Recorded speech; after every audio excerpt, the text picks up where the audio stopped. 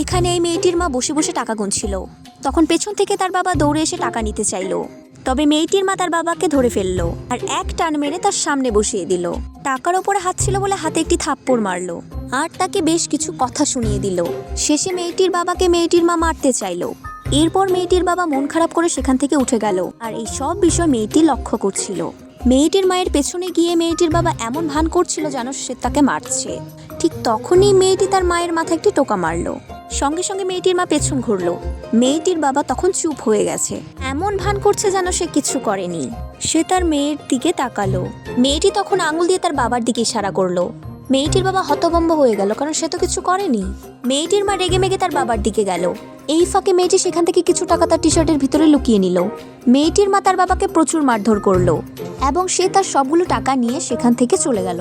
মেয়েটির বাবা মন খারাপ করে হাত হাতাতে হাতাতে মেয়েটির সামনে এসে বসলো এবং তার মেয়েকে বলল, তোমার জন্য এরকম হয়েছে।